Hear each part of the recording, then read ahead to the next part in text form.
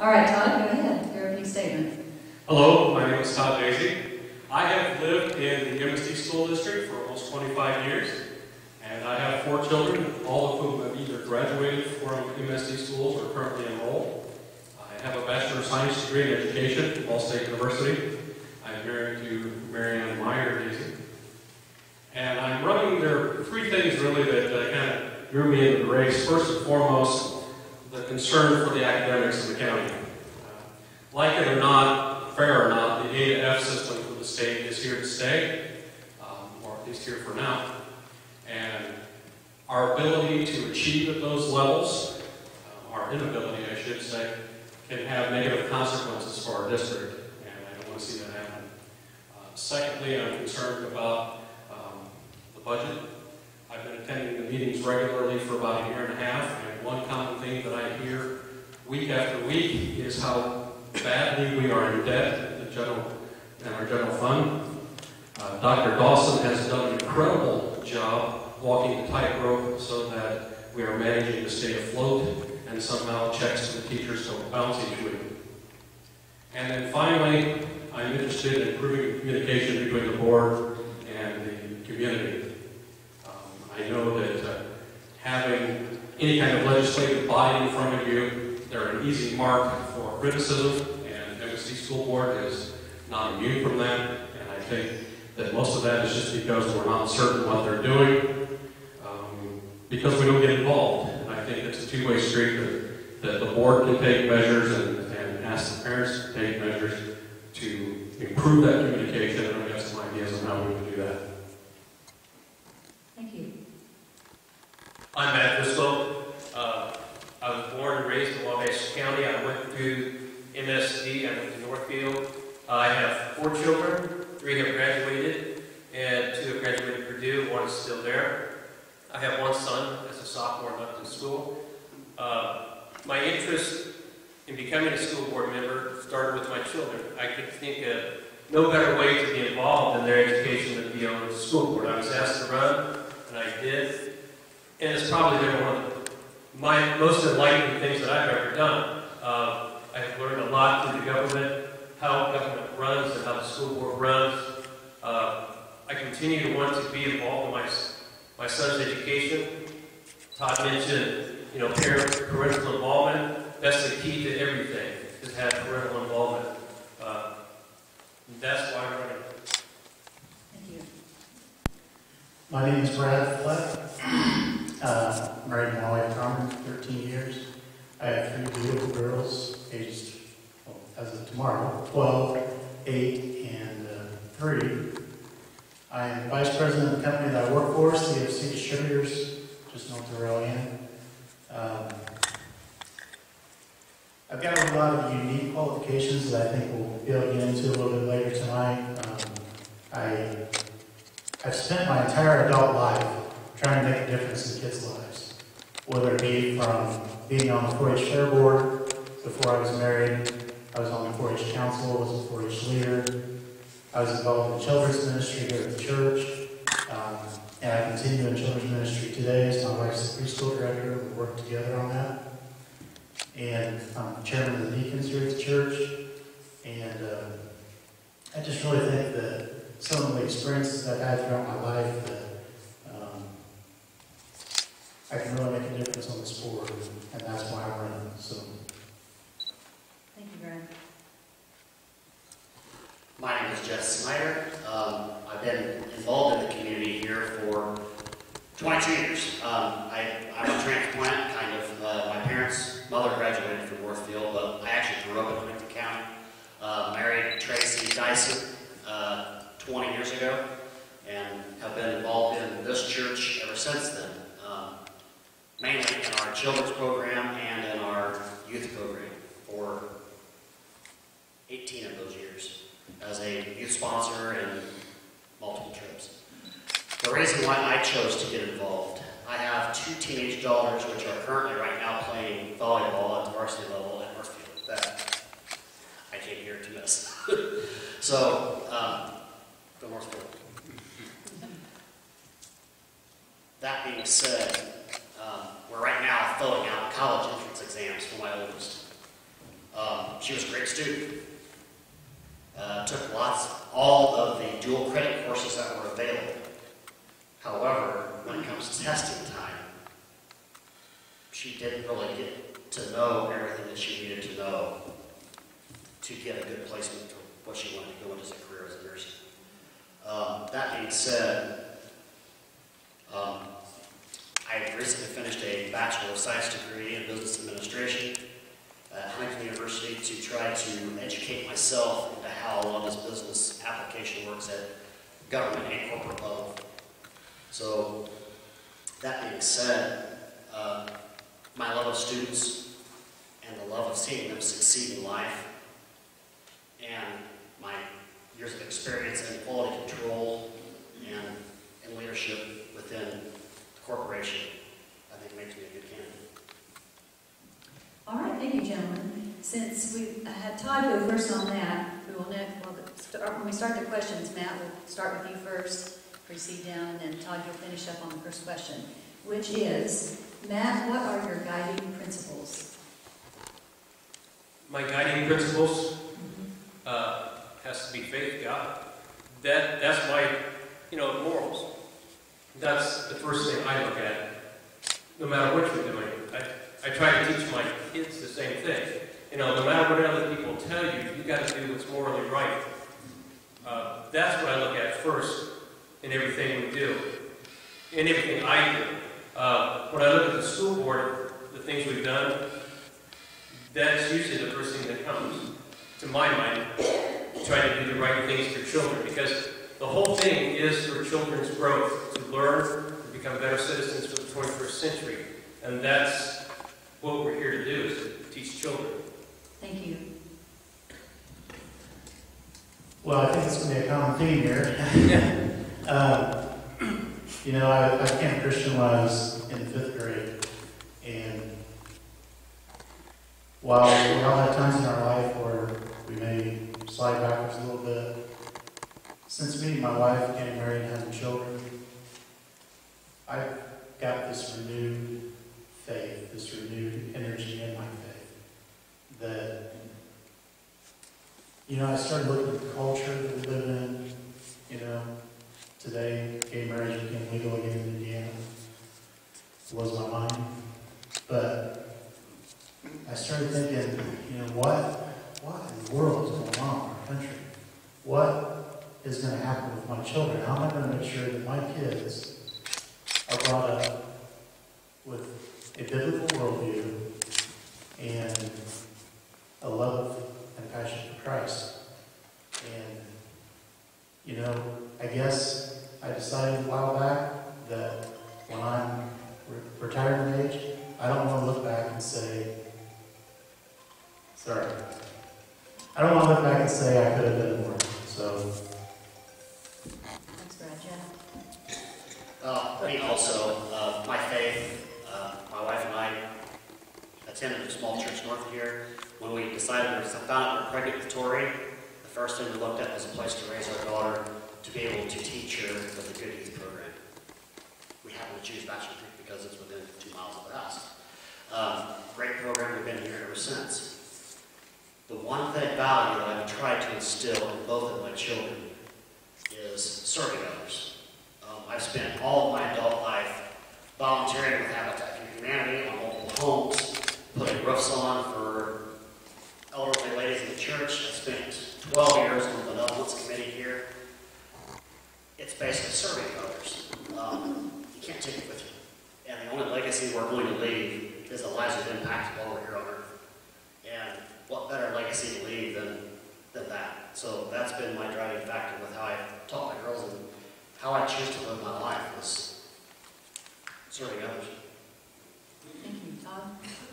I'm just going to make it unanimous here and say that the guiding principle in my life is my personal relationship with Jesus Christ and how that fits in with Him on any decision that I would make. As a school board member, the things that I base my decisions on are what I would call the ABCs of education. Academics. Does it make sense for the academics of our kids? Are they getting what they need? B, does it make sense for the budget? Is this going to break the bank do this? Is this a bad idea? And then the C is something that I think a lot of us miss these days. Doesn't make common sense. Should we be doing this? Just because we can. Should we?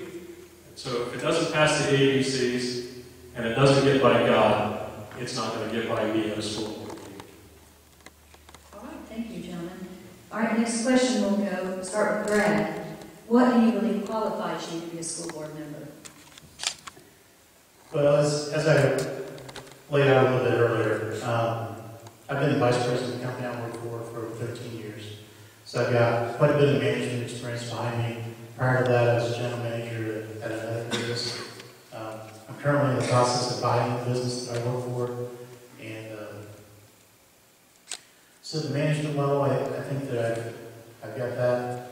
But then, as I said, I spent my entire adult life advocating for kids.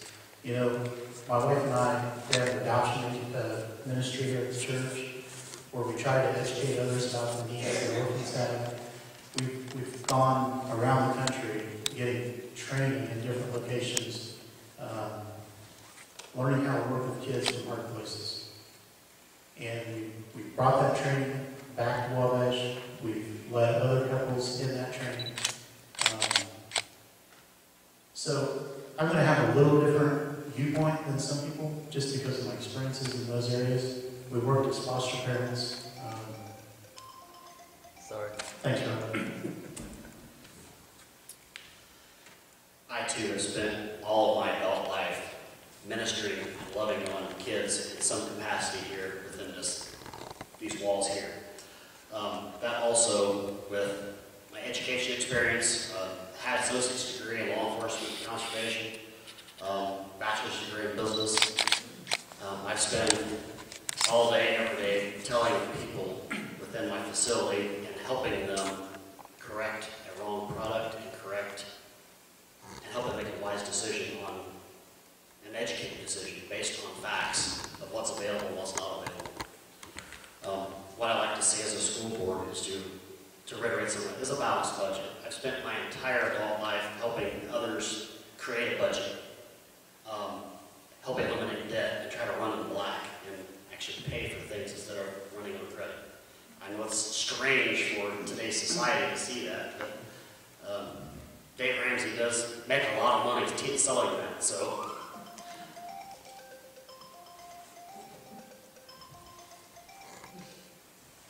I wanted to make sure it was all something that someone had was my experiences that I think uniquely qualify me is, first of all, I have a degree in education, so I know a little bit about what it is that teachers and administrators should be doing, although it's not a lot compared to what I used to know. I have also spent countless years as a Little League coach working with kids from all ages, basically helping them not just to learn the fundamentals of baseball, but how to become better people.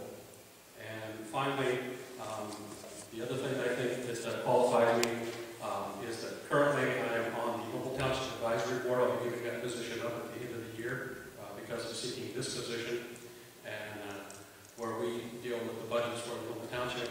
And we've done a very good job in keeping the people of Noble Township having to pay very little. In fact, we're at a zero tax rate for Noble Township, and we're very proud of that.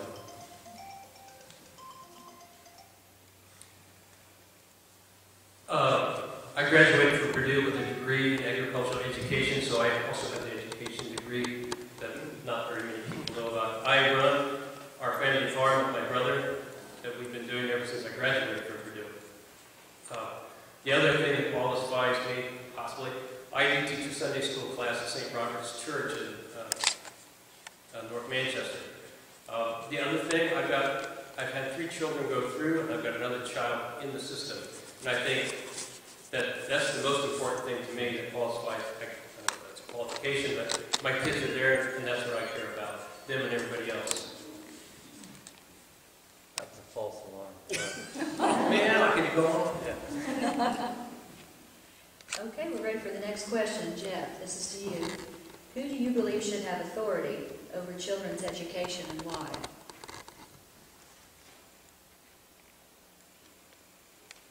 I guess authority has to set back at home. We as parents ultimately are responsible for our children's education, making sure that they know what they would put them in the correct environment. Whether that be the school system or, as some people see, the homeschool. If you can't get what your child needs, especially if it's a special needs child, if our corporation isn't giving it, you have to ultimately take care of it yourself at home. Secondly,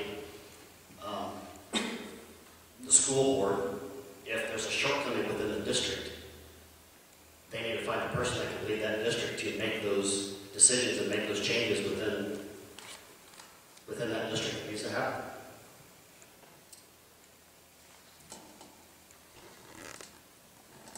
Okay, I guess my answer is going to sound like Jeff's, but I do think parents have the ultimate authority for schools, especially in the days that we live in now, the school choice and the voucher system. If you don't like what your school's doing, you can put them in other schools. And this year, MSD has benefited by that. Our average daily membership is up by 69 students this year, which will help our budget when we get there. But as far as an overall, where should that authority come from? I think it needs to be local control instead of from the federal government, which is what everybody seems to want to do these days. Every president that I can think back has had their own federal program of Common Core, Race to the Top, No Child Left Behind, and nowhere in the Constitution of the United States have we given the power to the federal government to decide what's best in our local school districts. So it's going to start with the parents, and then I'm going to say local control. Ultimately, education starts at home, finishes at home. We as a school board try to get as much quality education into the children as we can. Like Todd said, there are a lot of government things that you have to follow, whether we like it or not at this point. And that's the unfortunate thing. Because most of the time, local control would give you the ability to choose and pick, but when the money is attached from somebody else, you unfortunately have to follow some of those rules. And that, I guess that's one of the biggest frustrations I have being on the board. You see things that you really don't like to do, but because of the money constraints and where that money comes from, forces you to do some things like that. Yeah, I agree. It's the parent's responsibility to make sure your kid gets quality education. As far as where the control should be, as far as the school system goes, it should be local control. I personally think the state's the one that should set standards, not the federal government, and they should give the local school board the freedom to meet those standards how they see best fit. Thank you. We will go to the next question. And you may have mentioned this in your opening remarks, and I apologize if I don't recall. Did each of you say what area you're in, what district? No. Okay, if you wouldn't mind doing that as you answer this next question. And we start with Todd, and it's a two-part one.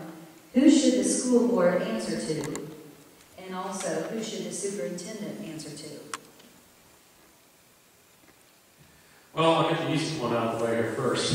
I'm hoping to represent the Northwest District, which is from 13 west of County Line, and south to 124, but all of Wabash County, all of Metro, will be voting for all of this. Who should the school board answer to? I believe the school board, since we're elected by the citizens of the district, that ultimately we should be responsible to them. It is their money that is going in to run these schools. It is their children that we're educating. But we also have to have a good interplay with the superintendent. And I'm not going to say that we necessarily have to answer to the superintendent, but we need to be supportive of the superintendent because it is the board's decision to hire that superintendent, whoever it may be. And so you would hope that that particular superintendent would represent your values if you were the board that hired him. and then the superintendent would answer to the board. Thank you. Matt? Northeast District. The board answers to the public who elects them. If we do not do the job that the public wants us to do, it's their job to get us out. The superintendent is hired by the board, and she should answer to the board, or he, I said she because that's who we have, it's a female right now, they should answer to the board, and we should be of one like mind, and if there becomes a problem, then it's up to the board to direct the superintendent on what the board needs to have done. Northeast District also, which is east of 13 down to 124 over the county line. School board answers to the public, answers to the voters. I agree. If you're not satisfied with the job that I'm doing, then I would hope that next time around we would not vote for me. But that is the case. We would answer to the voters. It's the superintendent's job to answer to the school board.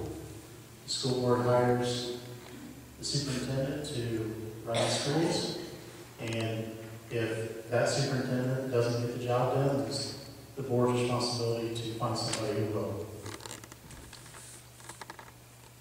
Northeast District, Northwest District. Okay, reiterate from Todd.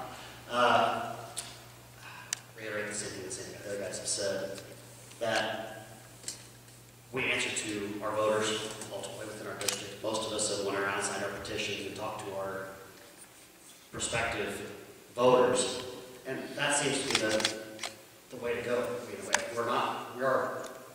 we're the local voice that's been elected to take those votes to that 5-panel board. And ultimately the superintendent answers to us, but as Matt said, we hope that previous members did a great job in handpicking that superintendent. So you hope you work as a 6-member team, you hope that you work and mesh well together to look at what's in the best interest of our students and our local voting population. But if that needs to change, it's up to the school board to find the right person to lead that team. Thank you, Matt. Next question. What ideas do you have regarding cutting costs in the budget? Could you say that again? Yes. What ideas do you have regarding cutting costs in the school budget? That's a tough question. What part of the budget? Because we have general fund, which is supplied by the state, which is directly tied to the number of students you have. We have no control over that. The best thing we can do is try to recruit more students to get more kids in to our district, because we're paid so much, roughly $5,500 per student. If the student enrollment goes down, then we have problems, start losing general fund, and that's what the teachers are paid from. If we have talk about capital projects, we have to be astute and not waste money building things, because capital projects is a separate fund that is taxable. Transportation fund is also that way. So we can get buses, keep the right amount of buses. To cut costs, sometimes we have reduced the amount of buses we bought and take repairing the others. But there are several different funds, whereas the general fund, you really don't have control over. I'll just say that this is a subject that's really hard for somebody to answer who's not been on the board. And I've been going to some of the school board meetings over the last year. I've not attended all of them, but I've been to several.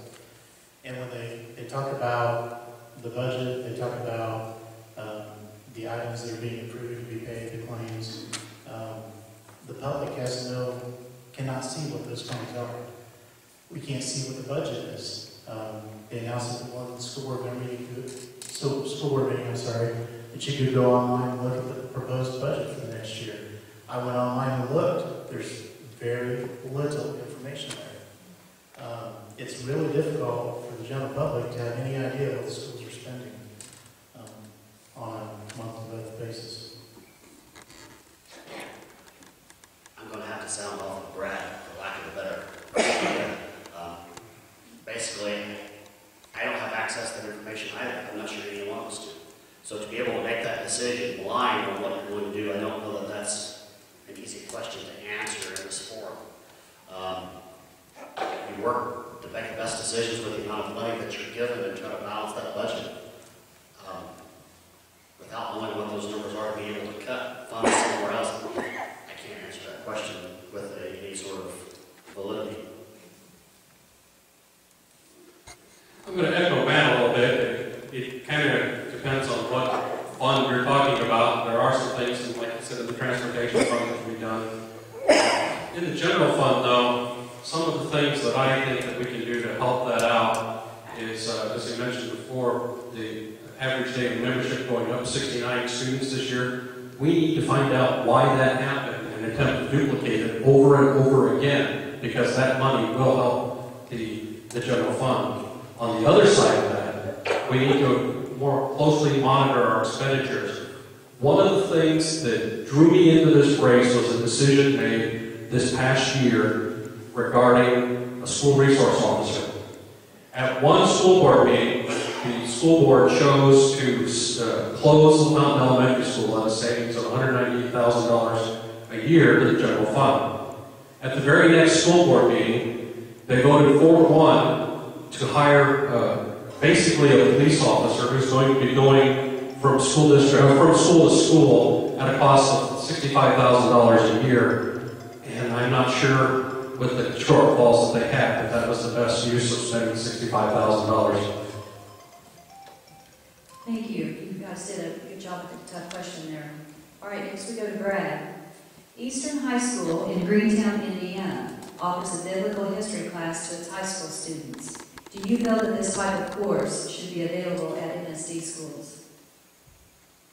Absolutely. I think one of the biggest things that when you look at the current history curriculum that's being used, and when we had a teenage foster daughter, we had that opportunity at Norfolk High School. There are so many gaps in the U.S. history that's being taught in the curriculum that it tends to confuse students. It makes the timeline muddy. It's difficult and boring. But when you put back in the religious aspects that everyone has worked so hard to take back out, then the timelines start making sense, things start aligning, and it makes history fun and interesting. Absolutely, that needs to be put in. With the faith base that we've chosen to raise our children in. That curriculum with a brother in that school system and allowing Carmen in this yours is allowing. I mean, we've got teachers right now that are pushing Bibles in school. It can be done. It's just finding the loopholes, like Brad said, to be able to allow those to happen. You have to, as an administrator, sometimes you have to turn your head and allow that to walk through your hallways and that curriculum to be taught, or stand up and fight for it. I'm going to say absolutely, of course, yes. There are history classes that when they discuss World War II, you're not even allowed to talk about Adolf Hitler or Pearl Harbor. They're going to be basically talking about the dropping of the atomic bomb and how bad that was. But I'm also going to say that just like the budget, where there are things that are dictated to you, the curriculum has been dictated so much to the school systems because everything has to align with the ISTEP and the ISTEP Plus tests that are going to be taken, that there's really not a lot of room, but I think school boards can work with their local legislators to say, guys, this needs to be changed because what you're doing is a very big disservice to our children, and they're not learning history the way it was actually played out. I like it's unanimous. Of course, we'd like to have that if there's enough students to do that, and they want to do that. It's a difficult thing to introduce different things, but the whole thing is to have enough parental and students want a class like that to get that into the school. And again, it goes back to the parents. All right, thank you. Jim, recently Common Core standards were scrapped and replaced basically by Hoosier Core. In other words, it was just rebranded and we still have Common Core. Do you feel that the current standards should be used by MSD? If not, how would you go about proposing new standards for adoption? maybe I should say, instead of going about proposing, what would you do if you don't think that Hoosier core is acceptable? What would you do about it, basically?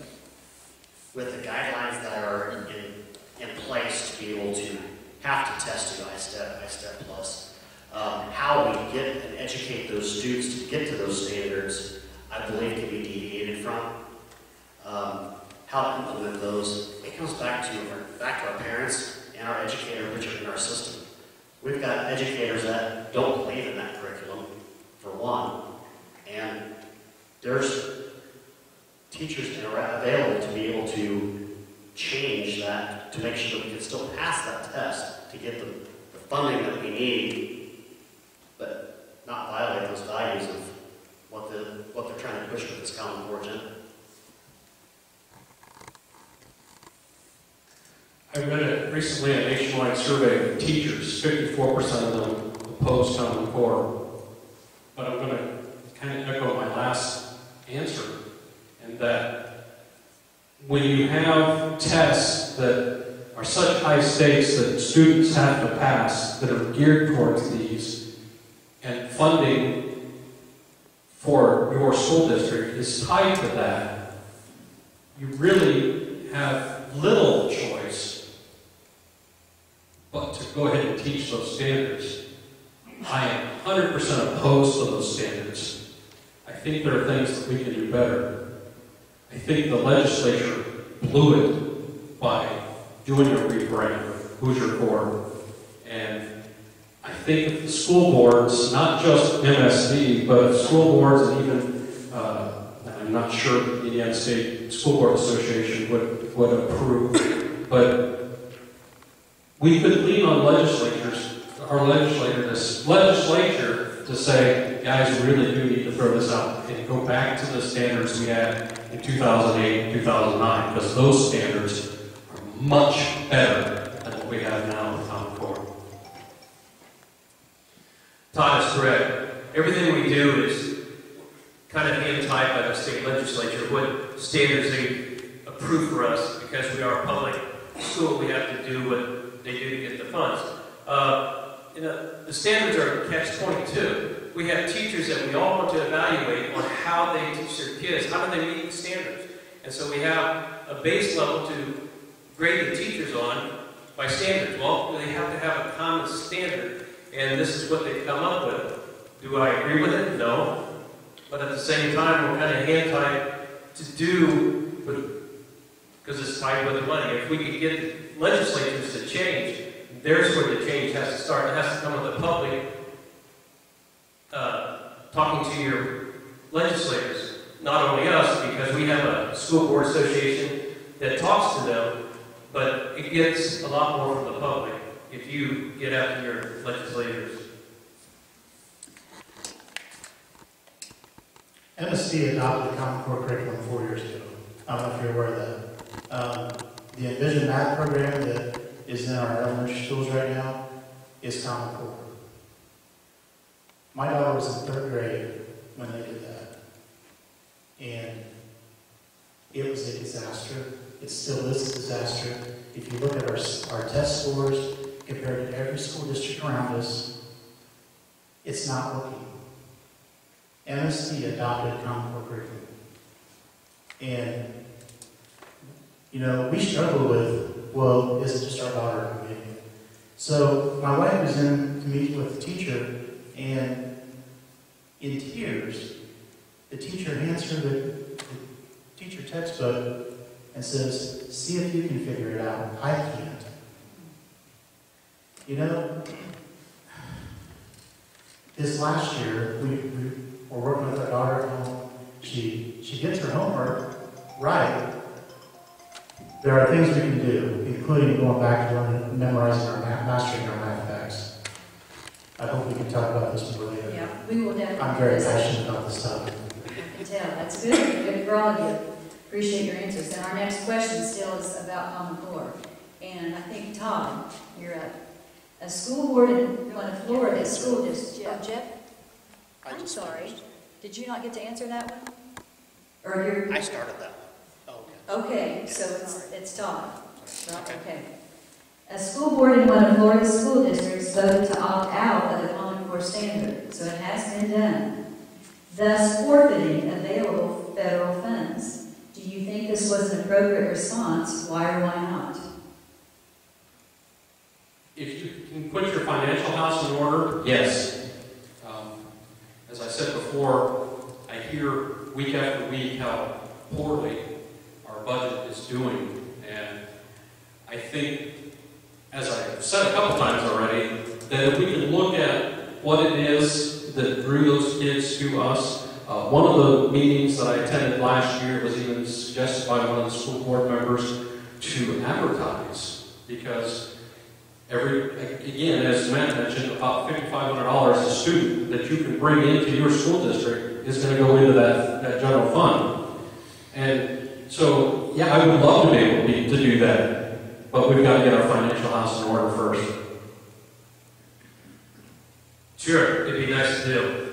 But once again, I don't know how you turn over the amount of money, the several million, $5,500 per kid, and got roughly 2,200 children. How are you going to turn that away? We have to be a very wealthy area to do that. I don't know what kind of wealth they had in that Florida district that had it, but it'd be nice to be able to do that. But you have to have somebody that's very sharp to have the correct standards, and it would take a good board and a good public to suggest those standards. Might be worth looking into how they did it. Brad? Well, for example, Oak Hill School down Grant County, they're still using the old style math curriculum. They have not adopted the Common Core math curriculum. I doubt that they've lost their funding from the state of Indiana. Their test scores and their math scores are in the 90 percentile. MSDs are in the 70s in the math curriculum. You know, I think that we need to be doing more investigation on how to get out of having to deal with these standards. But if we're going to have to deal with these standards, we better find ways to put something with it to bring our test scores up. Because that is the gauge of our education.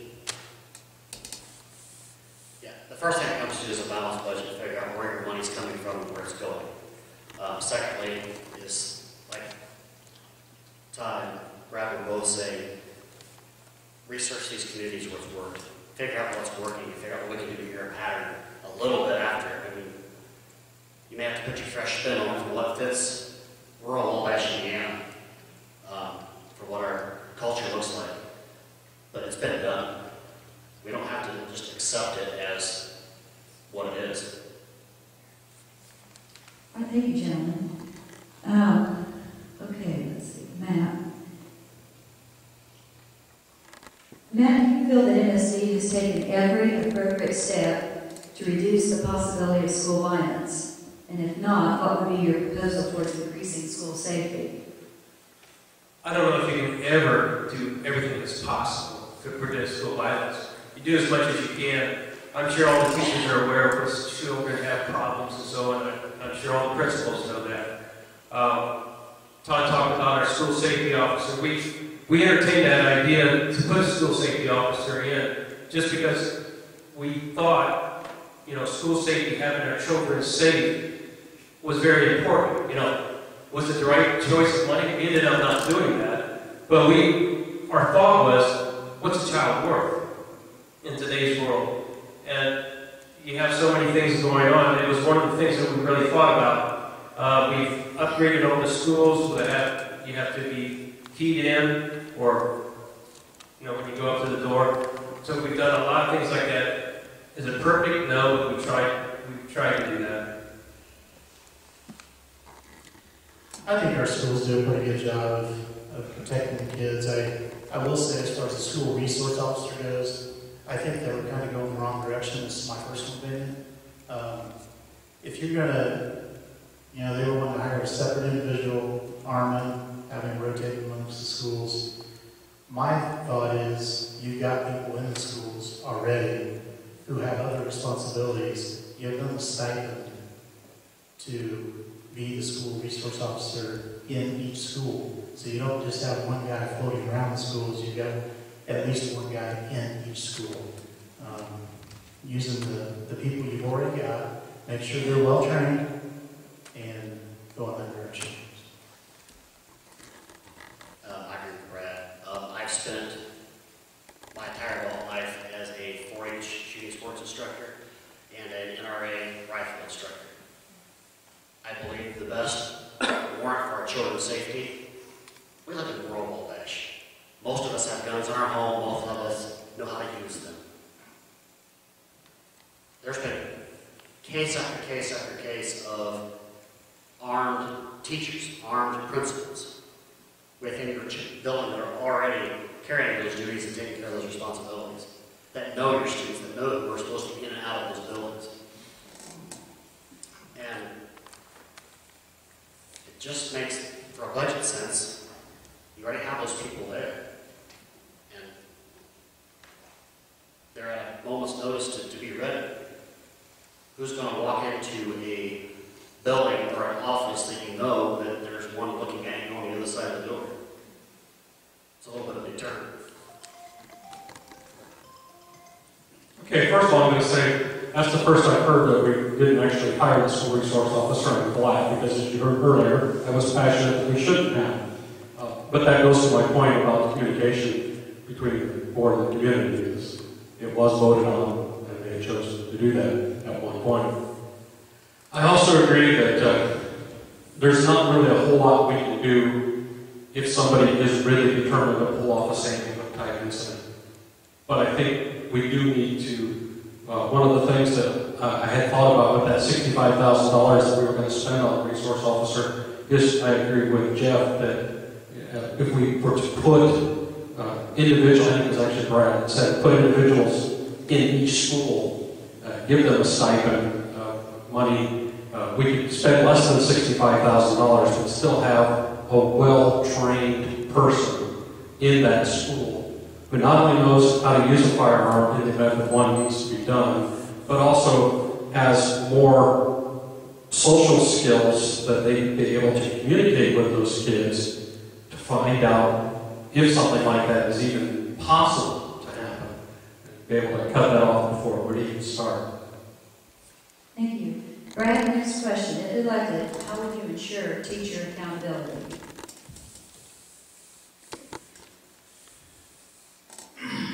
Well, as we talked about before, the board hires the superintendent to make sure that that happens.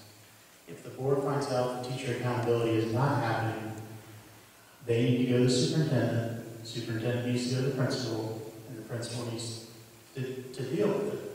If that doesn't happen, the board needs to deal with the superintendent.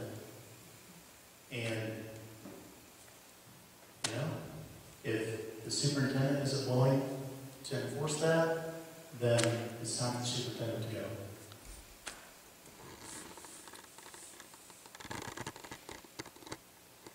That's kind of a canned question, so I can't really be deviating from what Brad said.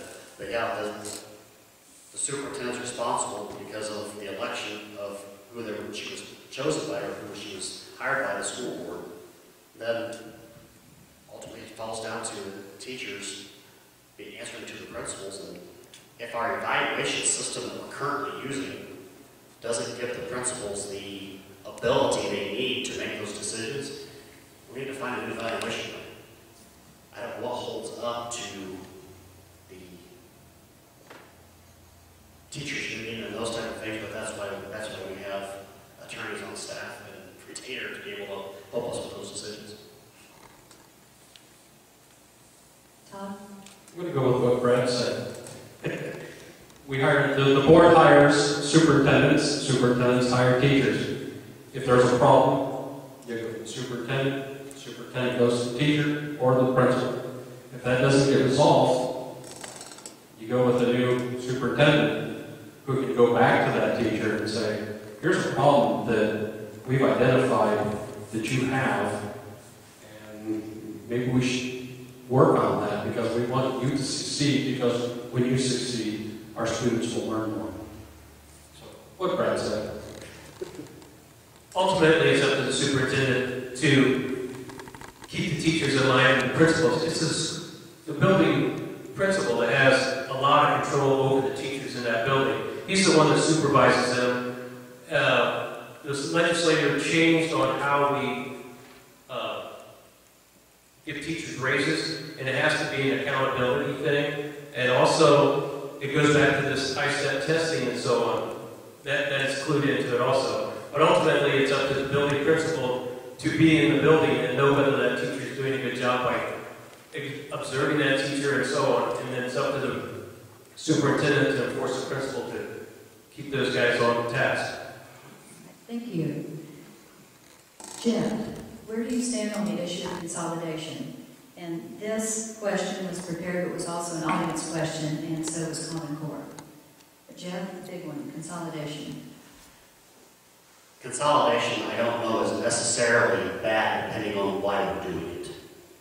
Without having information readily available, if it's not the best interest of our students, the best interest of our community, if we're just consolidating for the sake of consolidating, just because we can become a 3A school or we can have better compete with athletics, I think it all comes down to a budget to be able to come.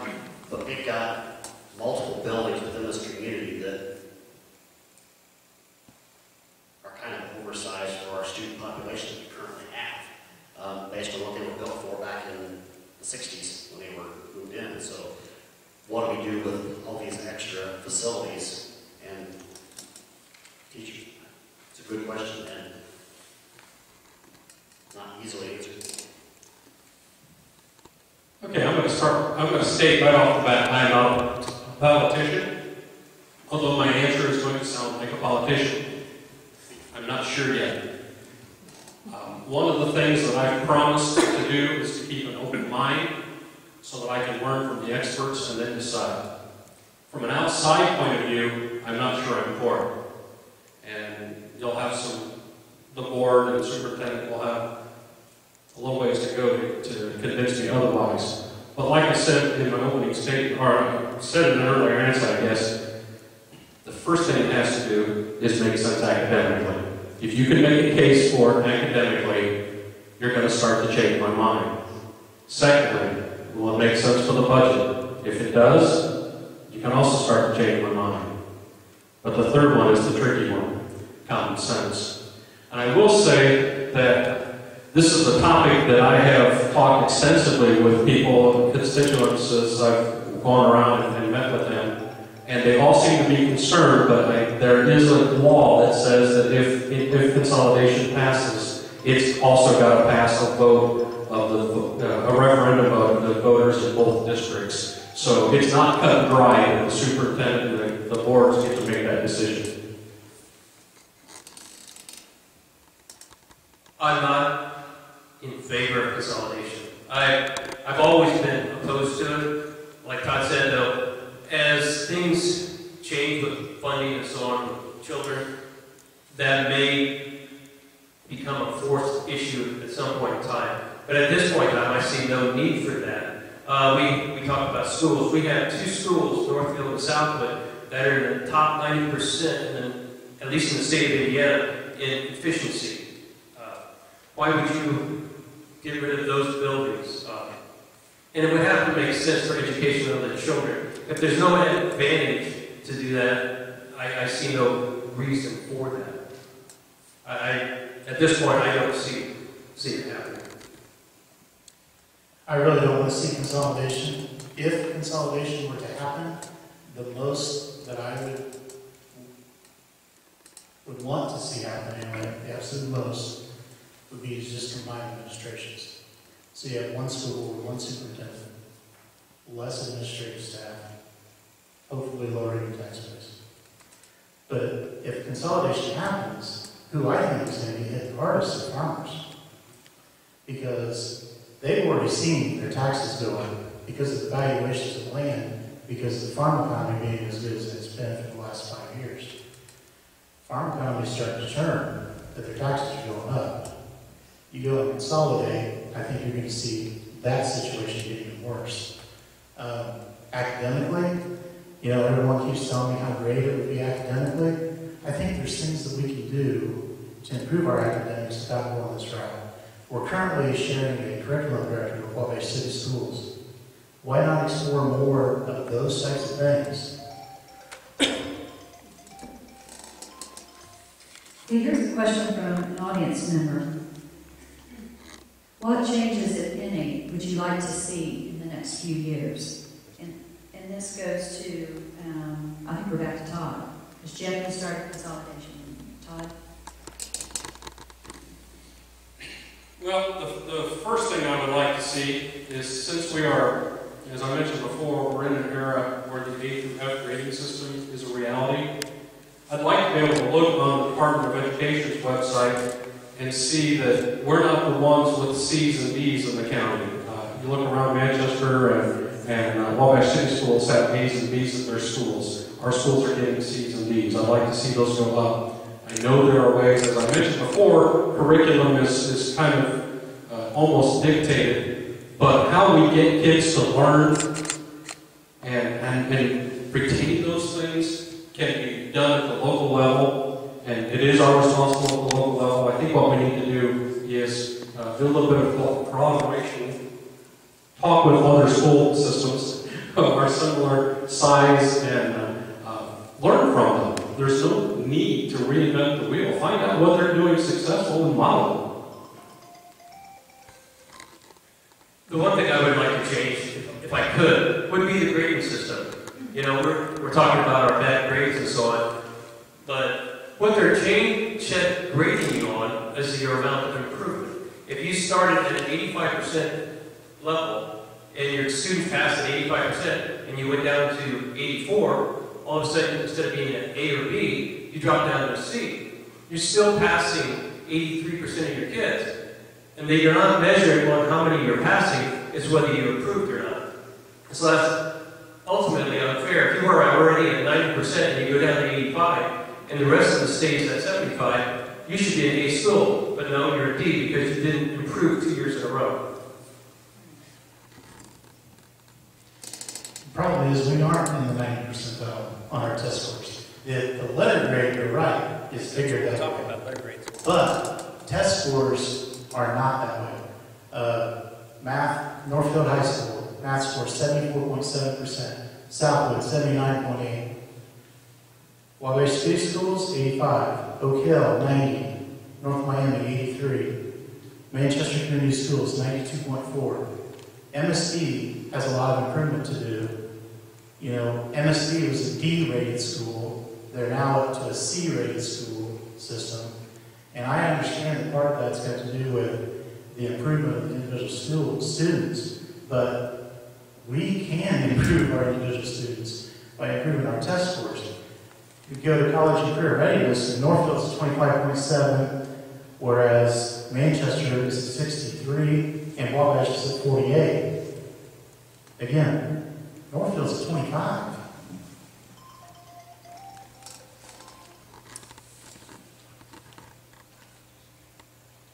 I'm learning firsthand. I've got a daughter that's an A student that is not college and career ready, taking every dual credit course that Northfield is offering. Her test scores at Northfield are good, but when she takes a test score and entrance exam, not. Being able to hire a teacher that's available to teach these dual credit courses. I know with my daughter's calculus class, it was forever trying to get a teacher, and I'm not sure we ever did get one to teach the calculus as a dual credit. But it was it's challenging to be able to get these instructors that we need into our county that's available, because students can drive across to use it in MSD district. But to get qualified teachers that are available to teach this curriculum.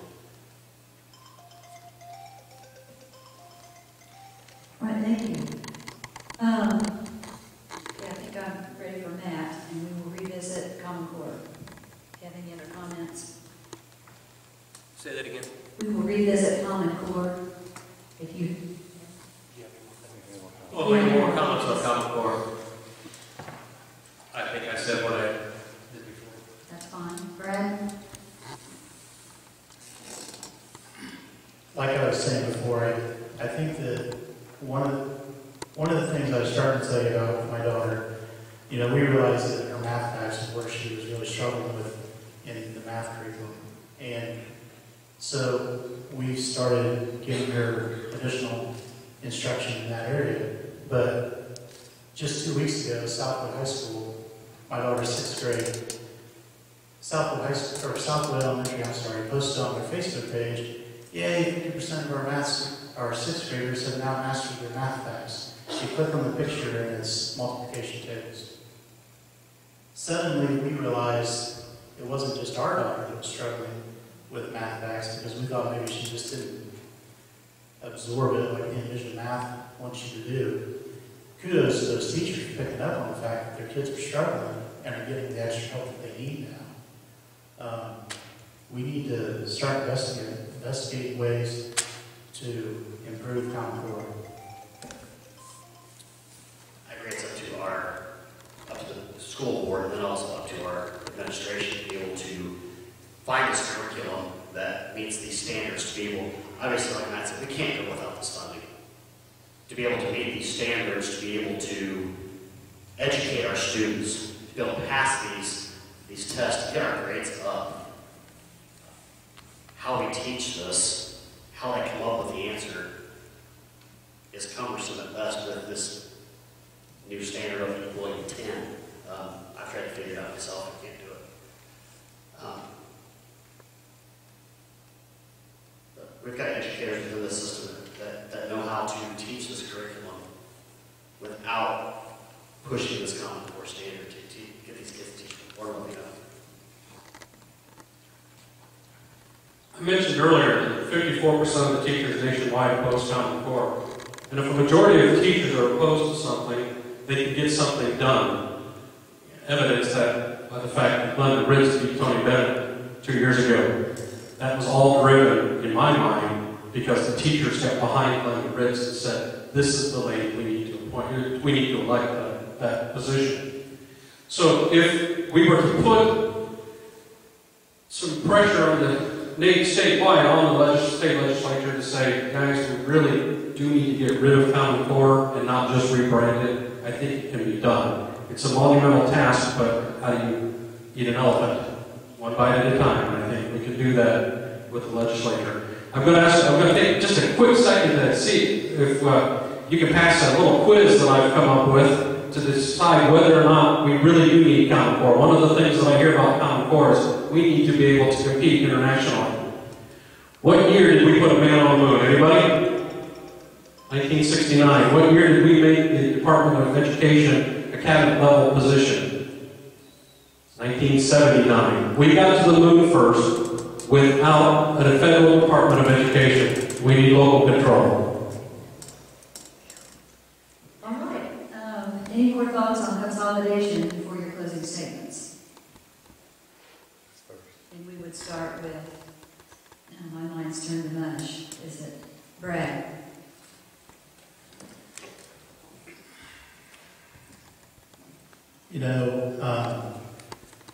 I've been told that Dr. Weaver stated publicly there's been no discussions about Common Core, consolidation. When I met with her a couple weeks ago, she assured me that her and Jason Callahan have been meeting and figuring out what the plan is going to look like for the consolidation should it happen. And she informed me we would have Wabash High School, Northfield and Southwood junior highs, and the elementaries would stay as they are. They've obviously put quite a bit into this. They said that Jason Callahan would become the number 2 under Dr. Weaver, is what she told me. And so, for what that's worth. I won't follow that.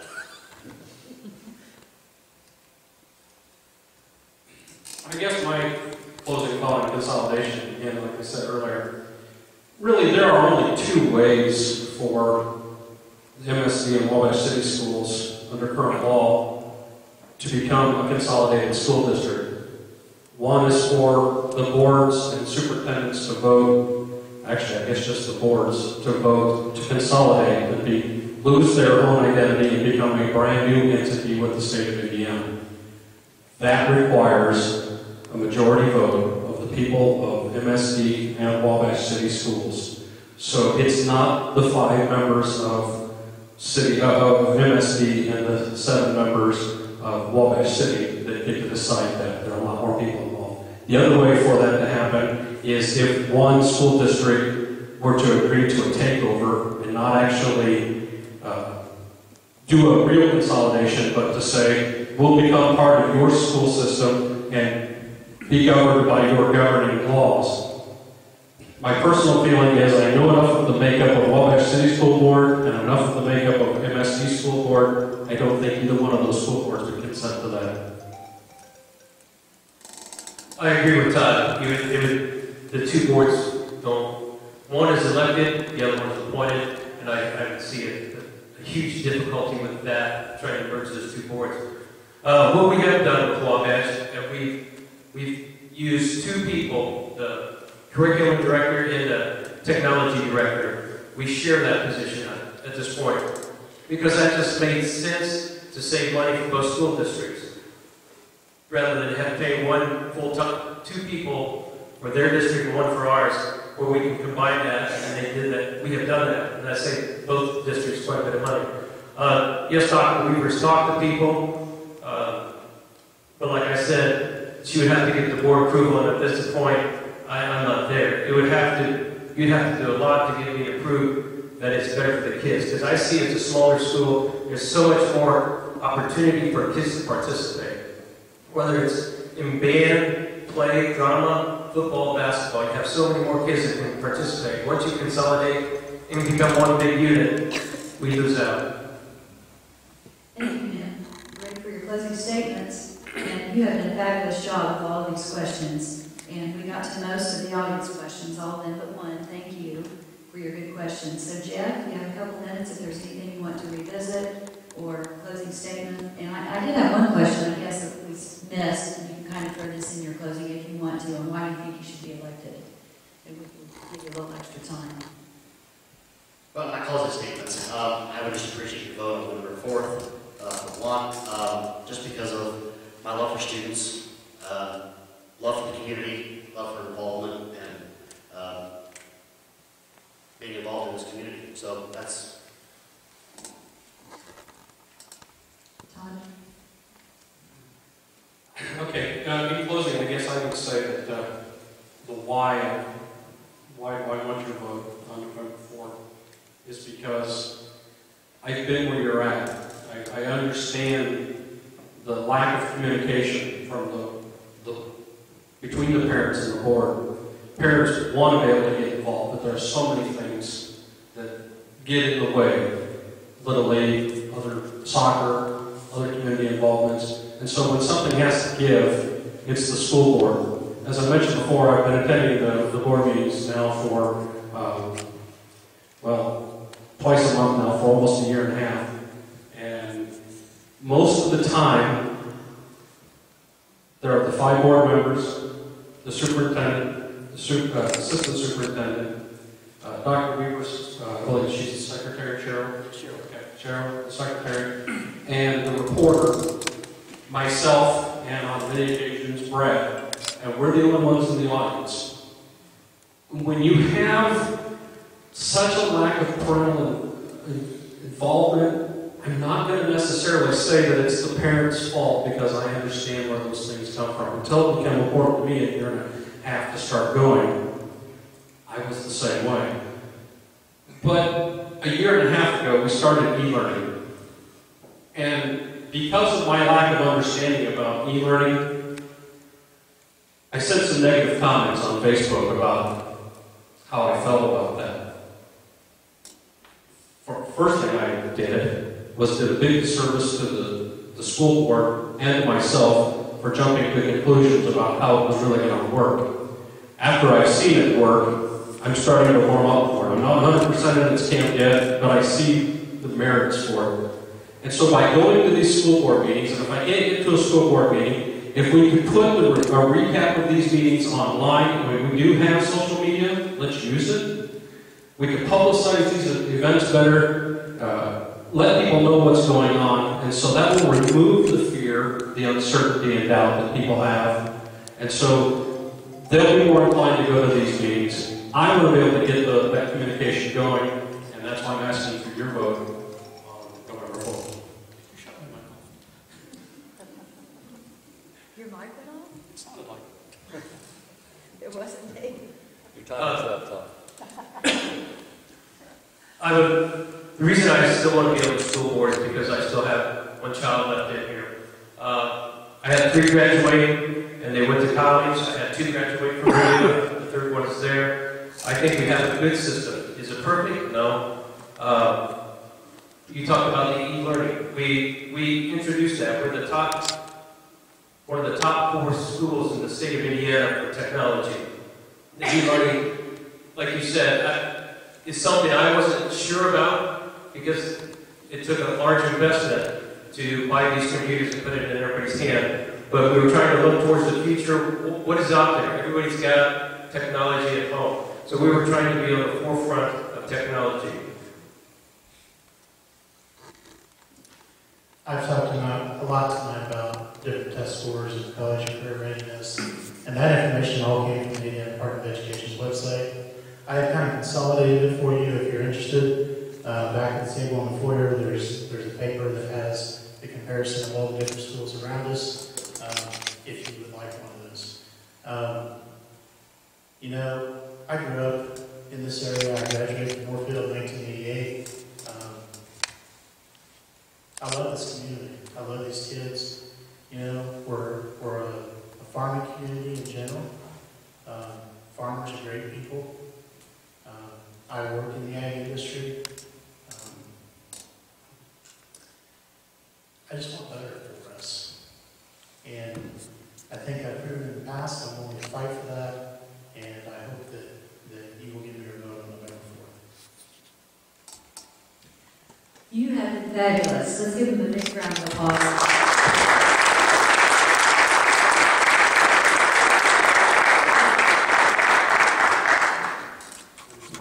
I assume you'll be in the back if anybody has any questions. They've got literature, signs, and there's also some signs, Jackie Walorski, others. We've got State Treasurer, and I don't know what all, but you get them and put them in your yard. We've got elections coming up in November. And just a reminder of our meeting November 3rd on Common Core, and then the morning of the election, meet us at sunrise at our Van Lyons Park at 7 a.m. for prayer. Thanks so much for coming tonight, and thanks again, gentlemen, for your time and passion and willingness to serve.